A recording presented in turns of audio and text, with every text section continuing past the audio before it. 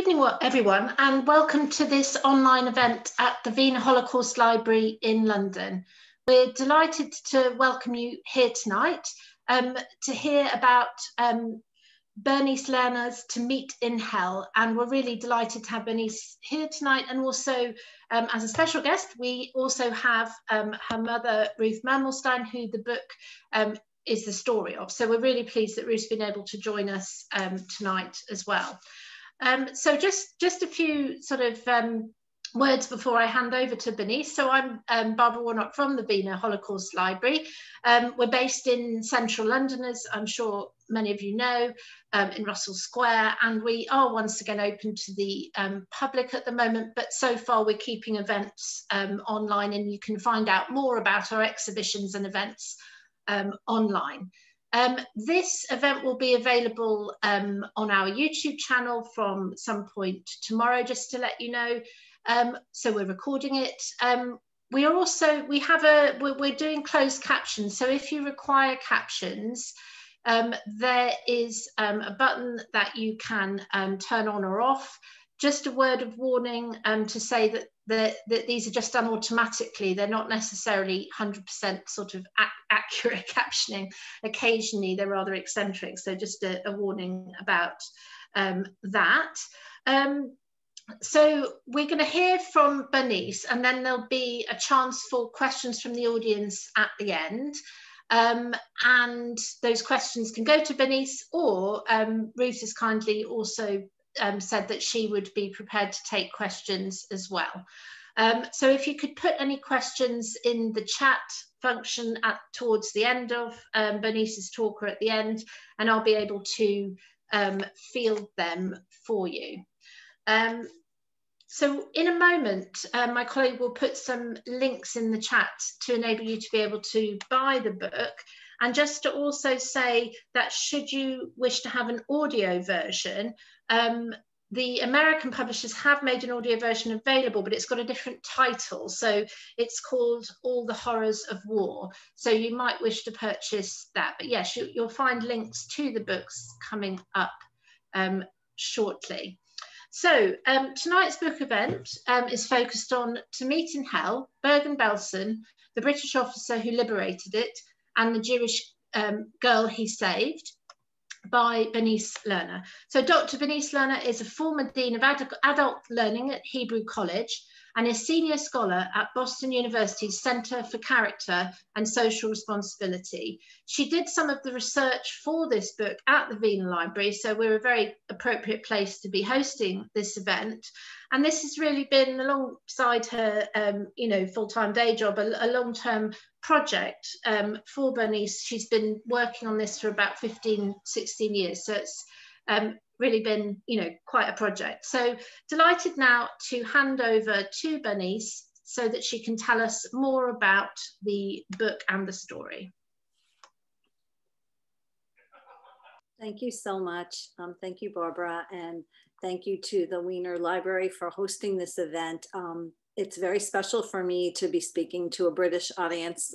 One of my subjects was British, and I became very engrossed in his story. And as Barbara mentioned, I did research at the Wiener Library, and maybe at the end, I'll tell you about an extraordinary treasure that is in that library that I discovered there. But I'm going to now share my screen and show you some slides. So.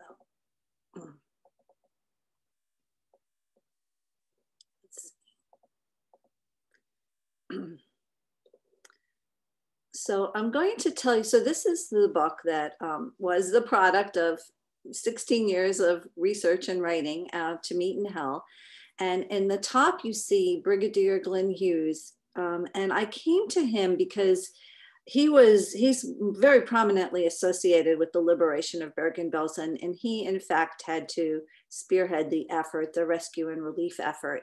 And here he is in his caravan near the Bergen-Belsen concentration camp in 1945. And here you see in standing, this is my mother when she is 16 years old. It's about 8 months after the end of the war. She's already has some nourishment, but she's really very, very sick in this picture. She had tuberculosis, and here she is The background is not where she is. She is in this picture. She is in snowy northwest Sweden in Arvika in a tuberculosis sanitarium. So yeah, that's it. So I had this a great challenge, because how was I going to tell the story of these two very different protagonists from very different walks of life, very different life stations. Glyn Hughes was 52. My mother was 15 at the time of the liberation. She was a victim and he was a rescuer, a liberator.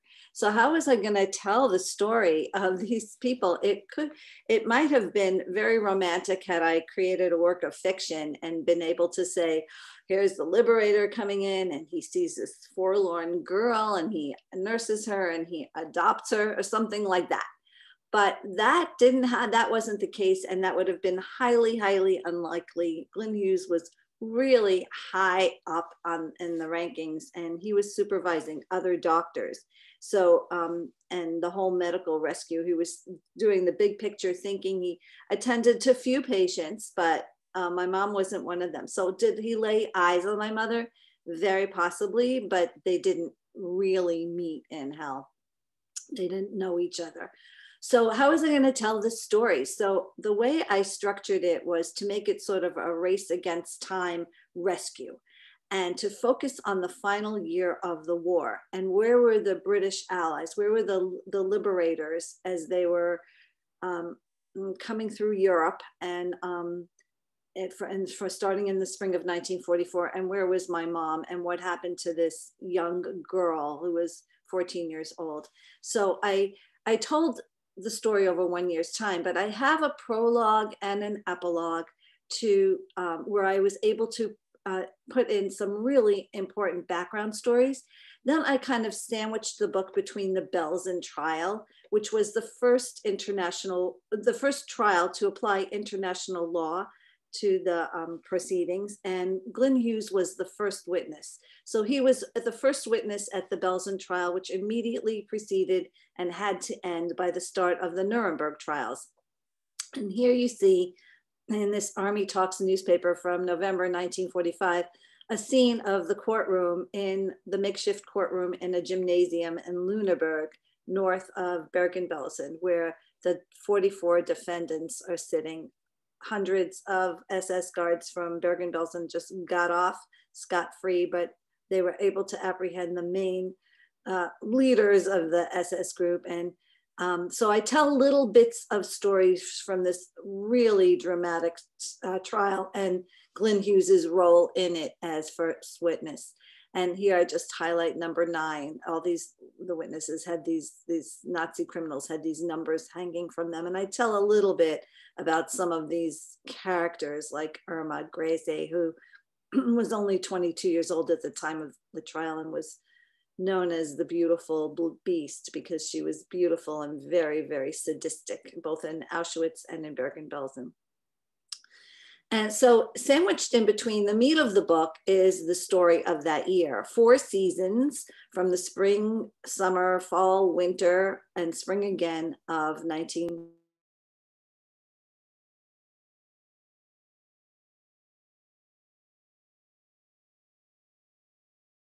Sorry, yeah, your sound just cut for a minute, but yeah, you're fine now. Yeah, sorry. So we just missed about 30 seconds or something. Not very okay, much. So then I'm just telling you about the meat of the book is the 4 seasons, the last year of the war, and the 5th season, the point at which the protagonists converge in Bergen-Belsen, in hell.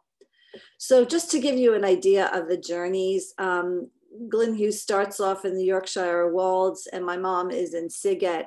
And I follow where they are at various points as the seasons transition. And it's really a story of a race against time that was lost for too many thousands of people as the British Army comes up, fights in Normandy, comes up through Belgium, the Netherlands, and then finally breaches the fortress and comes into Germany and is surprised by Bergen-Belsen and my mom's journey from Sighet to Auschwitz. And I'll just show you, and then to a labor camp, and then to Bergen-Belsen. And the book details both journeys and gives the context of what's happening in the war.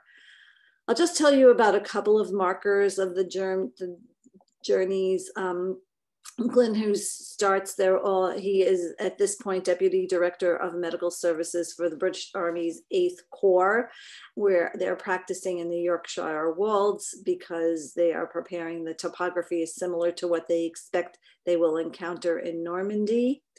And my mom is in Sighet, which is this beautiful, charming Carpathian mountain town.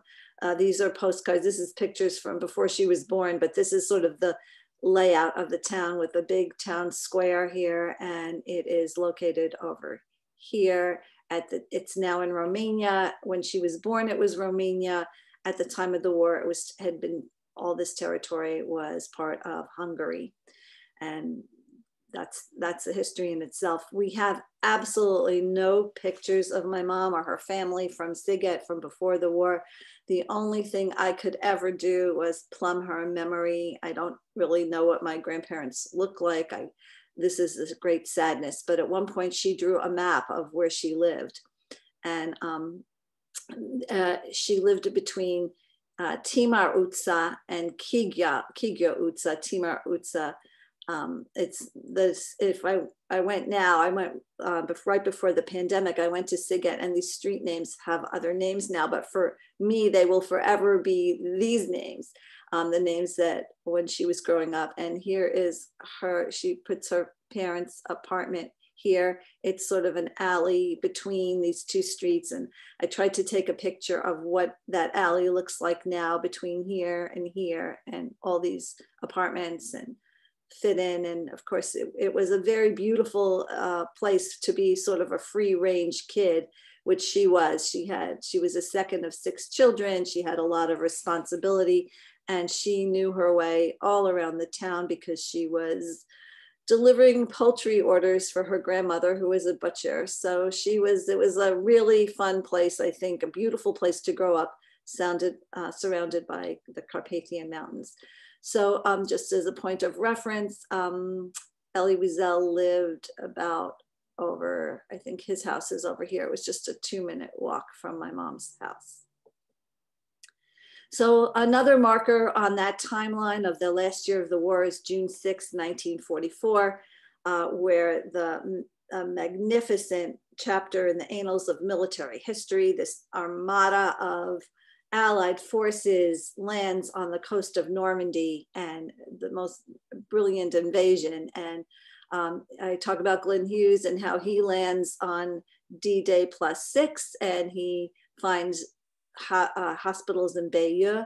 That is what he's sort of in charge of, finding places and masterminding the rescue of soldiers who are wounded. And on June 6, 1944, here is Auschwitz. My mother has already been there for 3 weeks on June 6, 1944. And just a point to note is that out of all of the casualties, all of the deaths of Allied soldiers in Normandy on June 6th, there was double the number of people murdered, Jews murdered in Auschwitz on that day.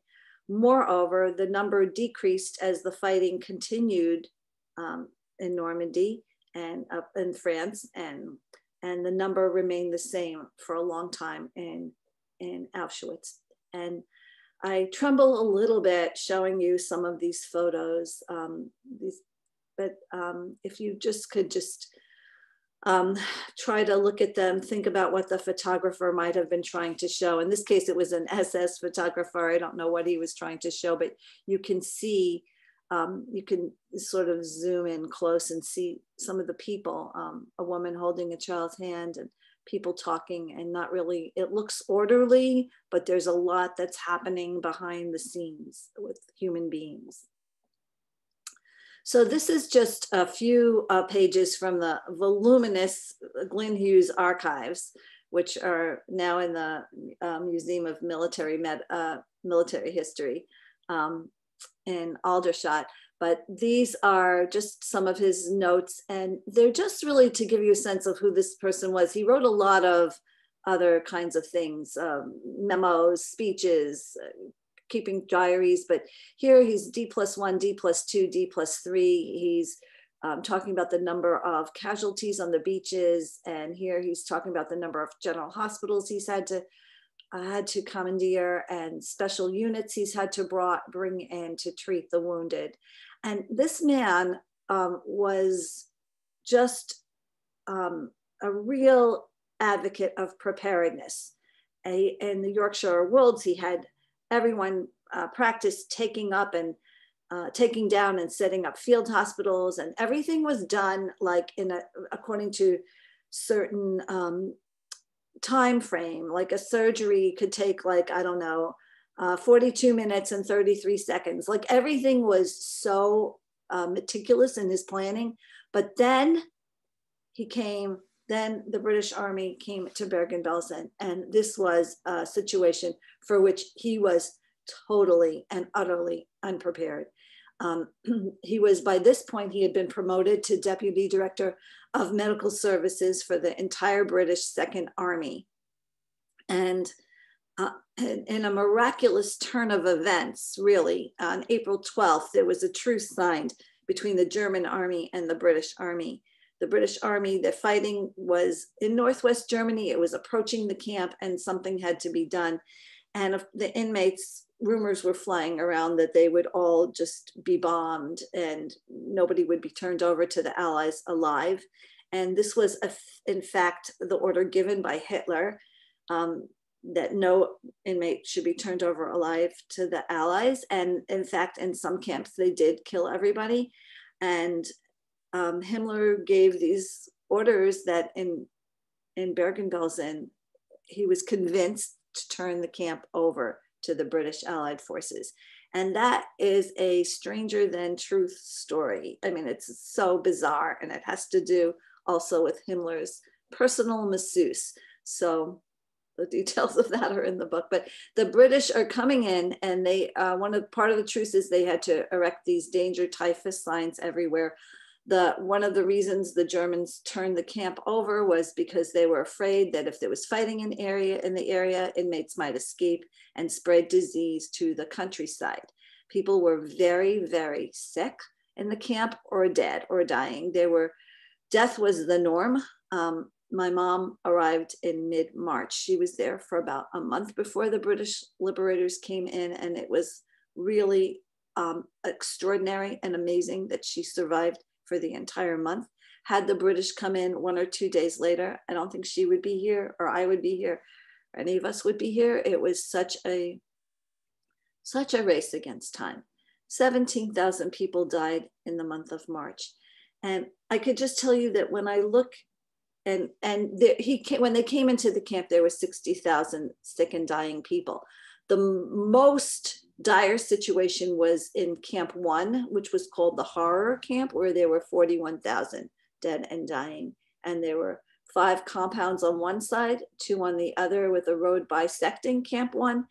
And this reminded me of a story my mom shared with me. We've been talking really my entire life. My mom didn't tell me about the horrors of the war until I was the age she was when she went through it. Fortunately, she had a very rich and exciting pre-war and post-war chapters that she could tell me about when I was a kid. But when she told me about Bergen-Belsen, I remember very vividly the first night she told me about being in Bergen-Belsen. And this was before the word Holocaust was commonly used. And it was just the war. And she was telling me that I must have been about 14 when she told me, and she was 15 when this happened to her. The British, when they knew the Germans, when they were turning the camp over to the British, it was a mess. There was dead and dying people everywhere. There were piles of dead, and they wanted to attempt to clean up the camp before the British came in. So they organized a parade of inmates to drag corpses to the end of this road to a mass grave. And the inmates, as my mother described to me, she told me, she didn't tell me that, she just told me her personal experience of being forced to drag bodies skeletal bodies, some of whom still had breath in them. They were 90% dead. And she said she was 50% dead, down this long road to a mass grave. And of course, so many inmates died on this job that it was abandoned after a couple of days. And then the British came in and found great horror. And again, I tremble, but I have to just show you so you can get a little bit of a picture. 80 SS officers stayed in the camp for the transition, and they were pressed into service to help bury the skeletal bodies everywhere. And here in the background, you can see DPs, who displaced persons. That's who they called the people. They didn't initially know who these people were who were in the camp from all over Europe.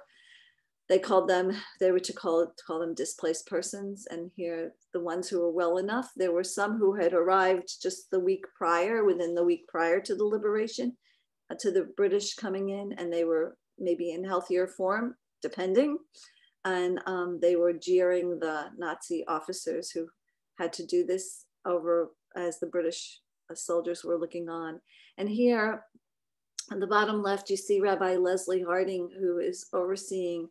They had to have these mass graves to bury people, and he was just so bereft at the way people were being thrown into these graves. And they were like maybe 20 to 30 feet wide and 30 to 40 feet long and 12 feet deep. And he was just saying prayers. He was at the verge of having a nervous breakdown, doing his work, ministering to survivors around the clock.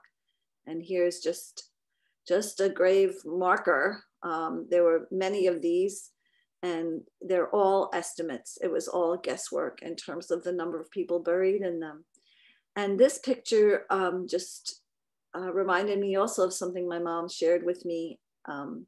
This wasn't my mom, but the inmates many of them had squares cut out of the back of their coats.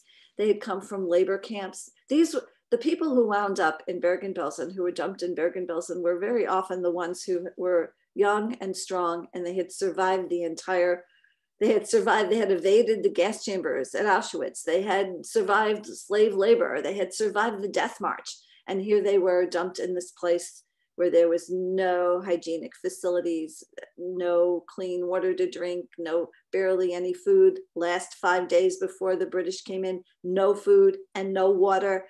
And it was just horrible squalor.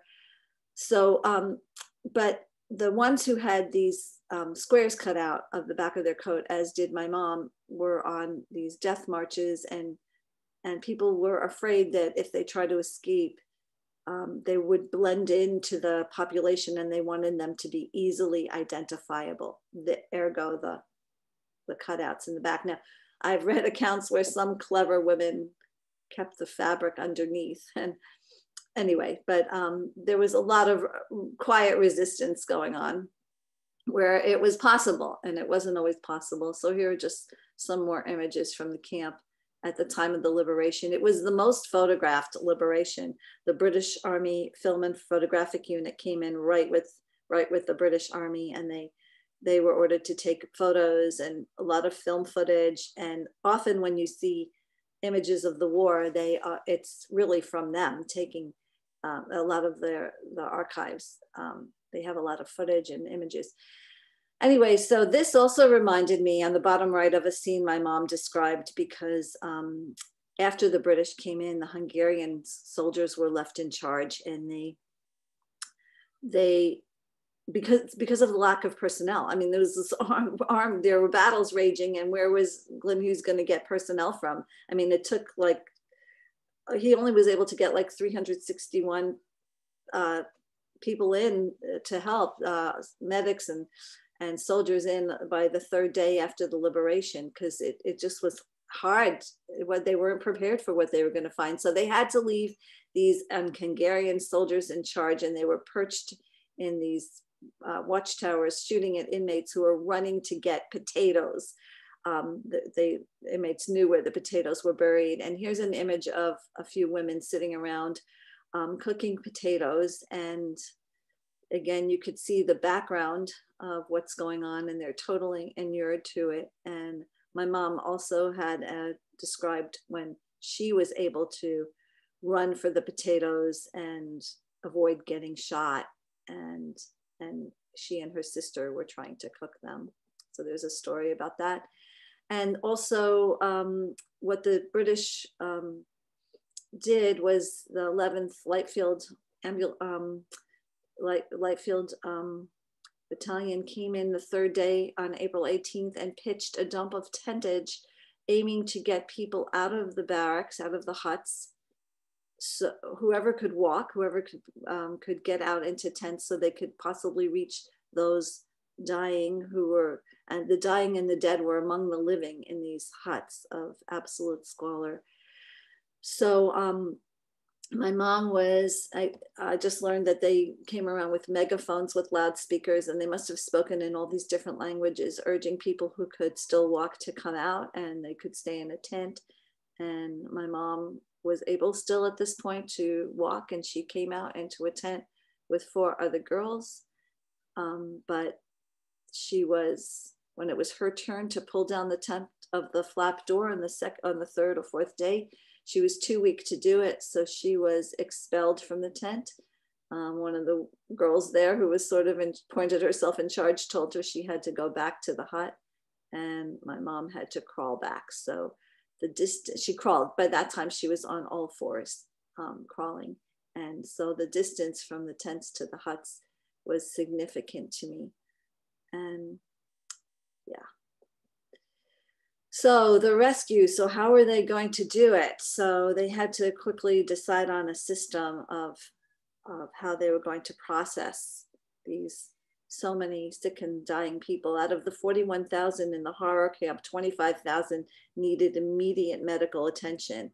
And they were dying every day. I mean, 500 people died every day after the British came in for a full month. It was just impossible to stem the tide of death. There was so much disease. People were suffering from epidemics of typhus and tuberculosis and gastroenteritis, and it was just a hell. And so you could see they decided they were going to go into the huts and evacuate people in these, what they called contaminated ambulances, to cavalry stables. That was a sort of a makeshift washing center that they called the human laundry, that was about 1.5 miles away. And they had about 60 tables in here.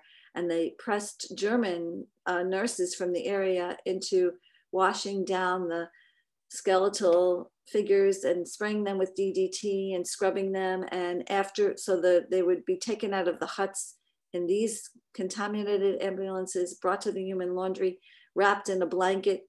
Everything was like, how are they going to get like 25,000 blankets?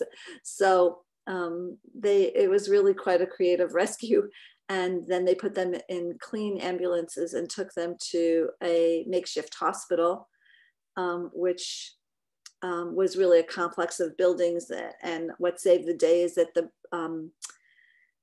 the SS had a hospital nearby, and they had their facilities and their buildings. So those were all taken over. So the hospital was named shortly after the liberation, the Glyn Hughes Hospital. And we can only guess why. The survivors, who were strong enough and well enough, who were helping with the relief effort, anyone who had any medical knowledge at all was volunteering.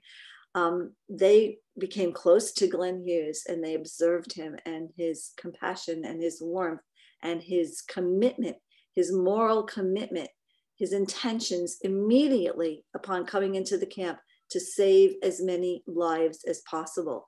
So knowing that, seeing him break down crying, seeing how this really courageous, strong military man who had fought in battles in World War I and seen the bloodiest bloodshed in World War II, was breaking down and trying so hard to do what he could to help with the situation. They named the hospital the Glyn Hughes Hospital. So I'm just going to read you some statistics from the bottom here. There were 14,000 patients in the Glyn Hughes Hospital, the largest such facility in Europe or maybe anywhere in all time, on May 19th, 1945. It took 2 weeks for the backlog of corpses to be buried in Bergen-Belsen, 500 former inmates died each day for a month after the liberation. There was 361 British Army soldiers and medical personnel working in the relief on April 17th, 2 days after the liberation. Not enough personnel. 750 to 1,000 sick people were processed each day for over 3 weeks after liberation at the human laundry. And I calculated, I think my mom must have been taken on the first or second day that they were evacuating the huts, based on some things she told me. And 25,000 fit, able to walk Belsen survivors who suffered from various stages of emaciation were transferred to the formerly Wehrmacht Transit and Rehabilitation Barracks, Camp 2, they called it. And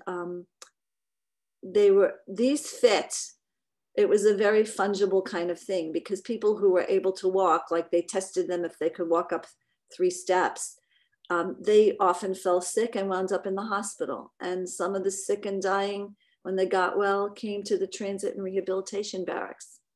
So, and it took until May 21st for the last hut to be evacuated, and Glyn Hughes would not allow the Union Jack, the British flag, to be hoisted until that day. Even though Victory in Europe Day was May 8th, it was basically ignored while they were working at Bergen-Belsen. And here's Glyn Hughes down here, and he gave the order for the last hut to be torched in a very dramatic ceremony. And there were speeches, and there were some inmates, some people from the DP camp came down to watch it with British soldiers. And here's a sign. This is the largest part of the Glyn Hughes medical complex, and a sign there. And just this torching of the hut, here's the picture. It was such a significant event that at the end of the 50th anniversary of the end of World War II, this small country, the Maldives, off of Sri Lanka, issued these commemorative stamps. And one of them is of the British troops burned last hut at Bergen-Belsen, of this, with an effigy of Hitler on it, on the barracks.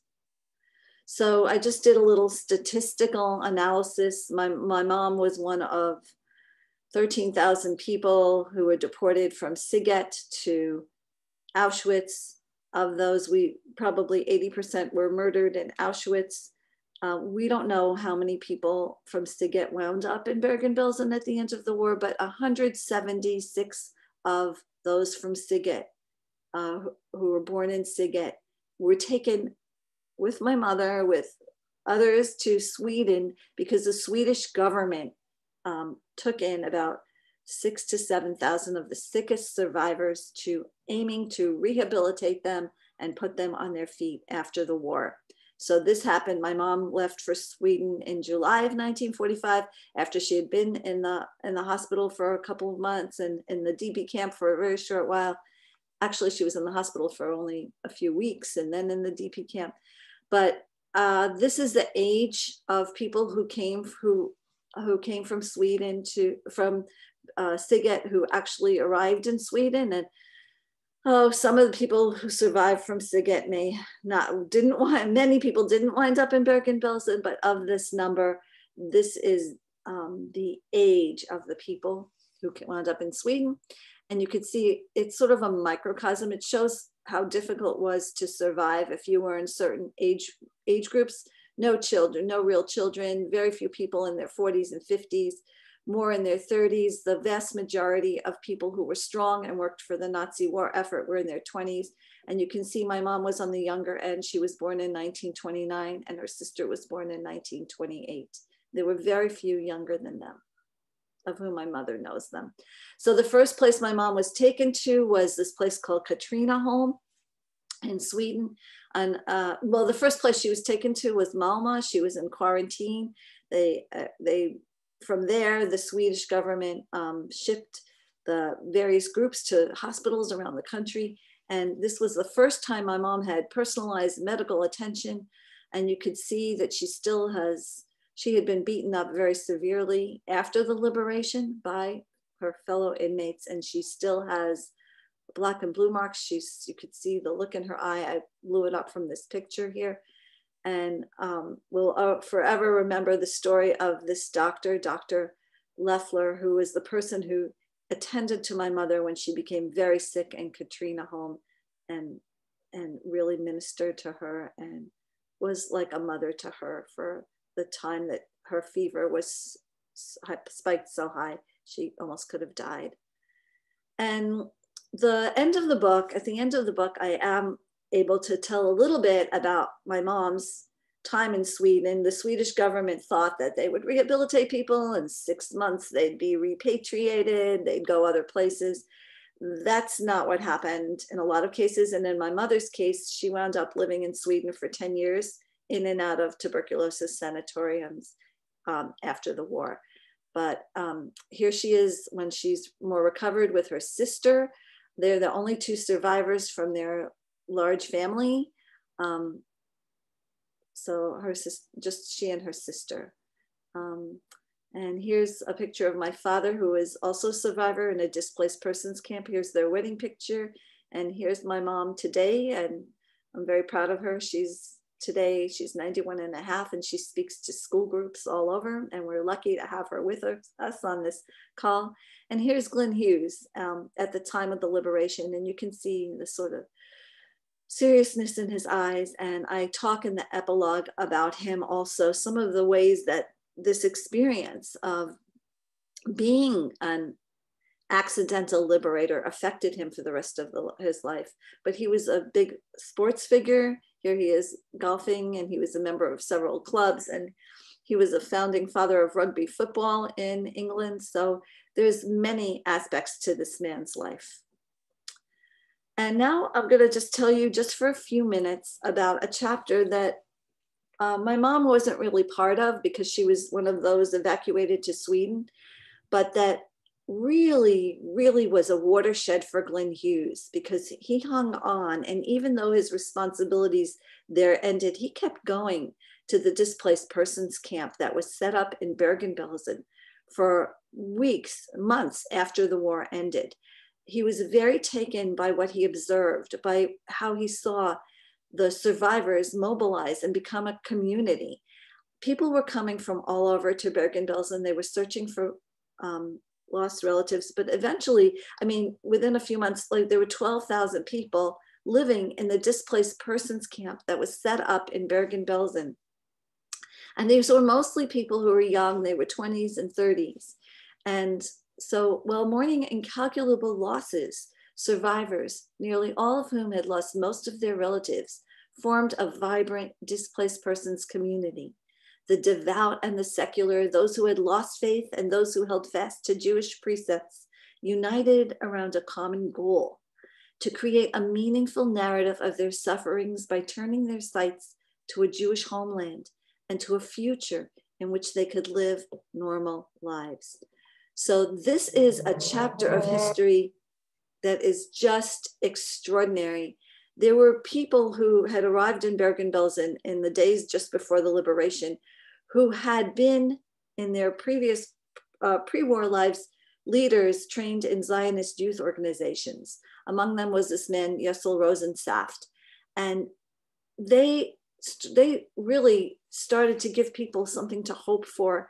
And the British, for their political reasons, didn't want this. They didn't want to hear about Zionism. They wanted people to go to their homes. But where were these people from Eastern Europe going to go? I mean, maybe from France or Holland, they went back, but from Poland and Hungary and Czechoslovakia and all these places, there was no homes for them to return to. So they started to set their sights on Palestine. And here's a group of soldiers from the Jewish Brigade in Palestine that came to visit Bergen-Belsen. All kinds of people came to visit and give talks and inspire the survivors. There was a theater, a concentration camp theater. There were some very talented people who survived, and they often put on performances about their recent experiences being ghettoized, mothers being ripped from their children. So you'd have an audience of a couple of thousand people bawling, just cathartically letting out their tears. And there was also other amazing things happening in the displaced persons camp. The Organization for Rehabilitation and Training, ORT, came in and set up these workshops to teach people skills so they could have post-war careers. And there was some complications, right? Because some of these people had been married before the war and they didn't know if their spouse survived. So 420 men and 300 women who had been married didn't know the fates of their spouses, right? Everybody had been separated and they didn't know if their spouse had died, where they were granted permission to remarry with a caveat. So this is a special Bergen-Belsen Ketubah that the rabbis wrote up, and including provisions should a spouse from before the war show up. But people were pairing left and right. And there was a huge baby boom in Bergen-Belsen at the end of the war. And this was something like Glyn Hughes was invited to the first weddings, and seeing all these babies. Ultimately, 2,000 babies were born in the Glyn Hughes Hospital. It was just quite a phenomenon, 1946, 1947, 48 through 49, what was going on in this place. And the women in Bergen-Belsen were giving birth at a far higher rate than any of the German women in the area. So now I'm just going to show you a brief video. This is of Rabbi Tzvi Asaria-Hermann Helfgott, who was from Yugoslavia. He was in the Yugoslavian POW camp. And as soon as the war was over, he came to Bergen-Belsen to help out. He was a rabbi. אבל מה? מבלוק לבלוק, לראות מי נפטר, להוציא אותם ולקבור אותם. אבל מה?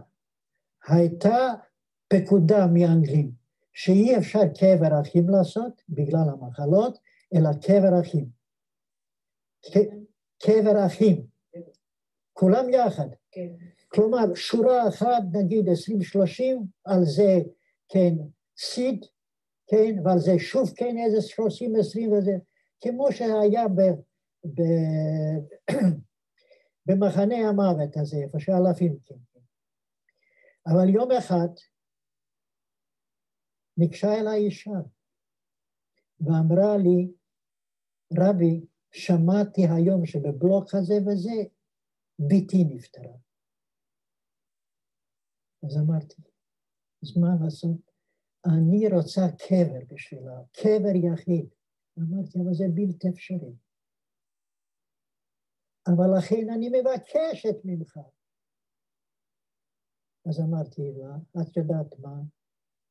בלילה כשחיילים בדרך כלל, האנגלים, נמצאים במועדונים, אז אנחנו נקבור אותם. אנחנו נביא את הגופה, ואנחנו כן נקבור אותם.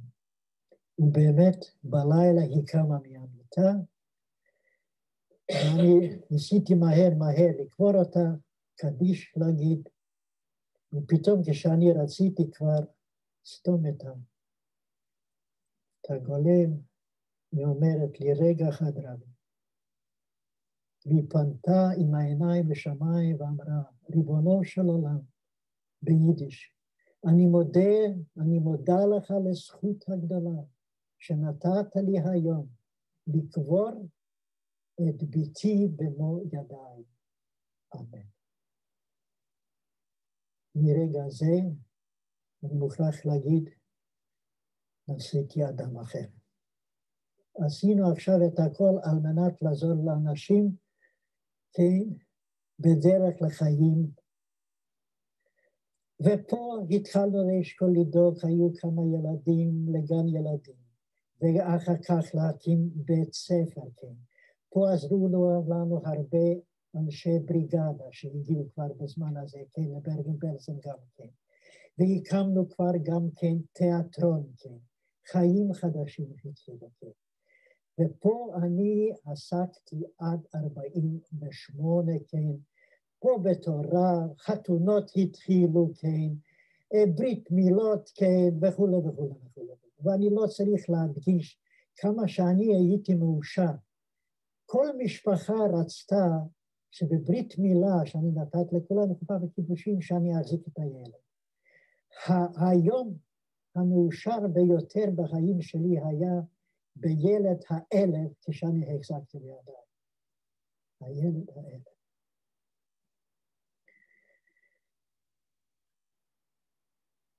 אני עברתי יום. So that is my presentation.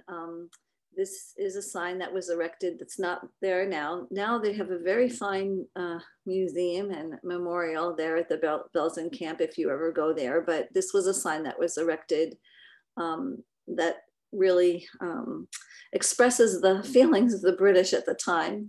10,000 unburied dead were found here. Another 13,000 have since died, all of them victims of the German New Order in Europe and an example of Nazi culture. So this is my website. If you have any questions that come to you later, I'm happy to answer them. You could reach me through my site, but we're happy to take questions now. So I will stop the share.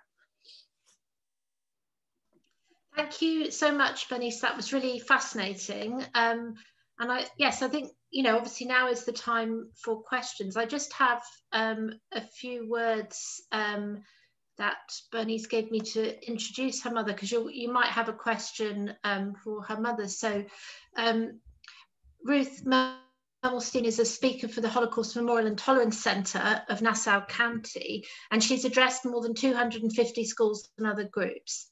She's a survivor of Auschwitz and Bergen-Belsen, and her journey during the war and the aftermath are told and to meet in hell. Ruth is the mother of 2 daughters, grandmother of 3, and a great-grandmother of 5. Her post-war life also included a long career in sales. So yes, if anyone has any questions, please put them in the chat. But just to kick things off, Bernice, I'd personally be interested to just know kind of where you've traveled, what archives you've been to, where how you set about kind of assembling the book and conducting the research and so on. This is obviously quite a kind of transnational story in a sense of different journeys, even though it's focused on Belsen. So for my mother's story, I was very lucky that I had her with me still, and I could ask her questions. I had the scaffold, and I could find out from books and listening to other testimonies, fill out the context of where she had been. And I could ask her questions while I was writing the book. For Glyn Hughes, he wasn't alive, and I had to take several trips to London, to England. I tracked down his daughter and his son, who was in Spain. I was in touch with them. I visited his daughter, who lived in Surrey. And I was really lucky that I began this research 15, 16 years ago, because they died, they died maybe 10 years. They died like maybe 8 years ago. So I was lucky to at least meet with them beforehand. And I tried to track down any remaining friends that Glyn Hughes had from rugby, and there weren't that many people. There were some survivors. There was Rabbi Isaac Levy who knew him. The survivors who had encounters with him, who knew him well, were the ones who sort of convinced me that he was really a person worthy of study. And that's what got me on the track. I was at University College Hospital, deep in the archives. Could tell you how he did every term of medical school and what happened. I could tell you when he was playing for the school team. I was at Epsom College, deep in their archives. That's where he went to college. I was at the Imperial War Museum, of course. I was at the National Archives. I was at the Wellcome Medical Library. I was, and the Museum of Military Medicine in Aldershot. That's moving, I believe. But so I was in all those places, and I spent many days there doing research. I was in the Wiener Library, where you have this amazing treasure. I don't know if you're aware of it. You have so many things there, but I found some artifacts there that were fascinating. What were they? Well, I found this book, this amazing large photo album of Bergen-Belsen and the liberation, that was put together as a tribute to Glyn Hughes by the survivors. And it was found in a piece of furniture, like it was found in the piece of furniture had been taken to a shop to be repaired, to be, stripped and painted. And in the drawer, the man working in that store found this artifact, and he didn't know what to do with it. He didn't know what it was about. It must have been from Glyn Hughes's buffet or something, and he brought it to the Wiener Library. That was something. Yes, wow. Yes, and somebody's just asked in the chat about where Anne Frank died, and she did die at Belsen. I think it was slightly earlier than April 45, which is what's been put there. But yeah, the Wiener Library's founder, Alfred Wiener, his daughters and wife were also in Belsen as well. So we have a few kind of connections to it. Yes, and a few interesting documents and drawings and illustrations. I was just wondering if the two of you have been to, you know, if you visited Sighet and in Romania. So my mom never went back to visit. Yeah.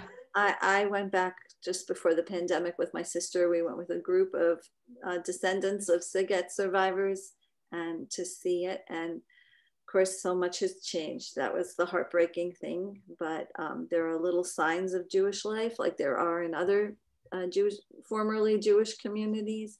And the mountains didn't move and the streets didn't move. And I could track the distances between, like where my mother told me she walked, try to calculate where it was she lived. Where did her uncle live? Where did her aunt live? Try to imagine. Yes. I found Ruth. I found the map very powerful, really, as a document. I don't know. It's just quite striking to try and recreate what you can remember, I suppose, from so long ago. So Terry's asked. I don't know which one of you wants to take this, but what, you know, just for a bit more information about what happened to Ruth after leaving Sweden. I'll let my mom take that. Okay. So she's just still muted. Right, yes, there we go. What was the question, please? So the question is, could you just tell us a little bit more about what happened to you after leaving Sweden? Well, this is a big story by itself, a separate story. I was there with my sister in Sweden. I lived there for almost 10 years, and my sister got married, and her husband had a brother in the United States, so the brother took out his brother, my brother-in-law, and my sister. And we were very unhappy to be separated. I was being left back in Sweden, and my sister said, I promise you that within a year's time, I'm going to bring you to America. And I thought that was a pipe dream. How is she going to manage to get me to America? In the first place, I had tuberculosis. I went every 3 months for chest x-rays. And the second, my Romanian quota was very bad. But what happened was the first couple of months when she was here, after a couple of months, she went to a party, a Purim party, where she met some other survivors. And it happens to be two sisters that were with us together in the concentrations throughout. And they asked about me, and my sister said that I'm doing all right in Sweden. At that time I was in business school, and I went to school as much as I could in Sweden to catch up with my education. And she took out a picture and showed it to these women who were with me together, and they seemed to remember me well, and they asked more questions about me. And then they said they have a brother who's still single. And a light went up into my sister's head, and she said, oh, could you show my sister's picture to your brother? And here's her address. Maybe they could start writing to each other, and maybe she could come to Canada, and he's going to come there and see me. So we started to write to each other for about 6 months, or less than 6 months. We wrote to each other in Hungarian, but I was taking English in school in Sweden, so I started to write to him in English. And I applied to go to Canada, and of course my Romanian quota didn't let me to get there, and I wrote a very sad letter to both to my sister and my future husband. At that time we knew that we were clicking together because we came from similar backgrounds and we had similar goals in life, and he had gone out with many young women because he was the kosher butcher business, and his customers came in and they said, oh, I want you to meet my daughter or my niece. And he went out with many American girls, and they all wanted to go to nightclubs and drinking and smoking, and he didn't like any of them. So here he was already 32 years old, and when he saw my picture and he saw that we came from similar background, and then he found out that I don't smoke and I don't go to nightclubs and I don't drink.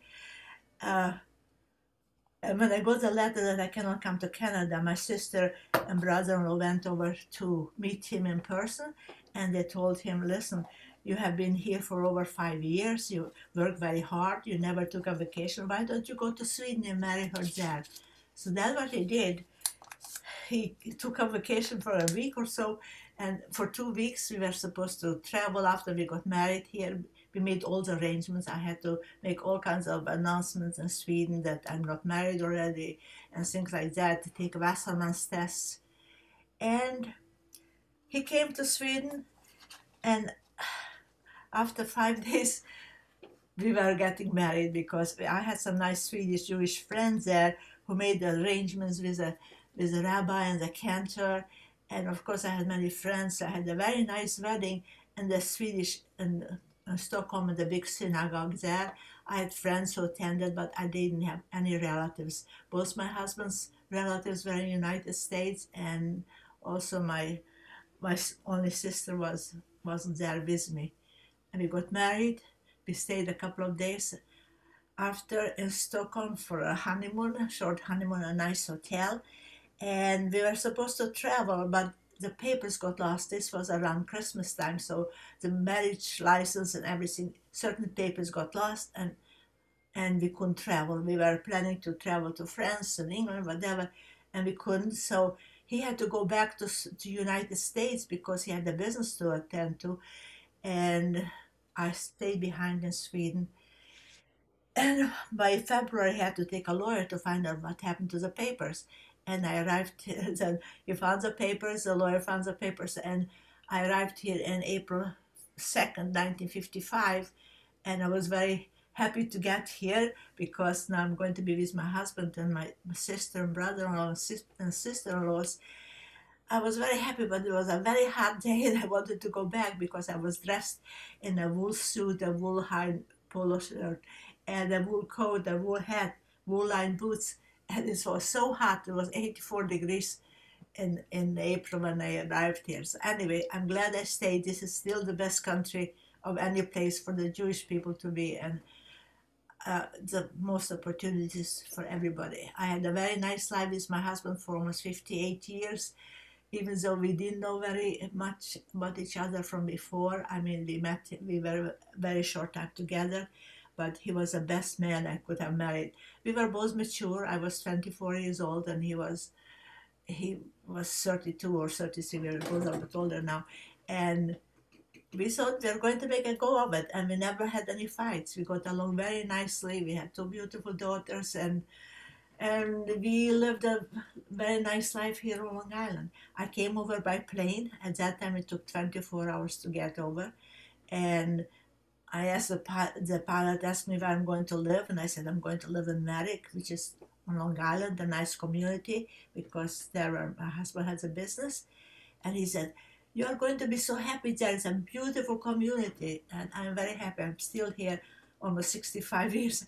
I'm 65 years I'm living here in the United States in a very nice area. So I'm happy every day, and I'm always optimistic, and I'm going around to speak to lots of students. We do here in the United States names, not numbers, and Project Witness, especially speaking to small groups of students, and they make projects out of it, real programs that they show continuously to the school children year after year. And also through the Holocaust Center, I speak to lots of groups, large groups of school children. Even during this pandemic, we were doing a lot of Zooms. But now it's open already, and now I'm going in person, and it's more interesting. I enjoy speaking to the young people, because at one time I was young too, and I like to speak to that age group. I also speak to, of course, to adults. I go to churches and to and to temples and wherever they want me, as long as I can, I'm going to do it. I'm now 91 and a half years old. I still take care of myself. I live by myself in a nice home, nice community with nice neighbors. Still do everything on my own. I do take care of myself. And I have one daughter who lives close by who takes care of me, because last year I had to give up my car and I don't drive anymore just because it was in the garage and couldn't go anyplace anyway. So my daughter who lives around here, she is wonderful to me, and so is my daughter Bernice. We talk every day, we email each other every single day. She got me a computer 15 years ago, and I'm addicted to it because there's so much information on the computer, and I could play bridge on it. I don't have to go to a group to play. And this is my life now. And thank you very much all for listening. If anybody has any special questions, I will be more than happy to answer. Thank you very much, Ruth. It just occurred to me, actually, one little question was, did you learn English in, after liberation? After the liberation, I went to Swedish schools. Right. And I also took correspondence courses. Yes, when I came to this country, I was fluent in English, and I made a mistake. To my children, when they were growing up, I only spoke English, but I should have really spoken to them Jewish, Yiddish, or Hungarian, because that would have helped them later on. So anyway, I just wanted to speak English. I wanted to practice my English. Yes, great, thank you. And I had a British teacher who was teaching me, a private teacher who also taught me the British English. Yes. Oh, good. It's a little different than the English, than American. So, Bernice, we've got a comment and a question from Melissa thanking you for the incredible presentation, and she's interested to hear, what your next kind of project is, if you've got another project or anything like that. Yeah, so I'm slowly thinking of a project related to my father's story. I grew up with these incredible stories, but it took me a long time to write about them. My first book is about 7 Holocaust survivors who are not related to me. But I have a project in mind. I just wrote a piece for the Times of Israel blog for Father's Day about my father, who was a Hungarian forced laborer. And it's really, I'm interested in the story of how he came to the United States. And it turns out that the story is around a boat that landed in Boston Harbor with 800 displaced persons on it that came under the President Truman Refugee Act. And he was one of those first people to arrive under that act. So I'm interested in him and the bill that Truman signed. So. Okay, thank you. Yeah, no, that sounds fascinating. Well, we've slightly run over time. If there's, I think those are all our questions. So thank you so much to Bernice and to Ruth. We're getting we're getting a few nice messages in the chat thanking you and thanking Ruth for hearing more of her story. So yes, you've got the links in the chat to buy the book, and that the recording will be available on our YouTube channel. So thank you all ever so much for coming. And we hope to see you again. Being a Zoom meeting, unfortunately, there'll be a very abrupt end in a moment. But thank you all very much, and good night. Thank you so much. Thank you very much for listening. Bye-bye. Thank you. Bye. Bye.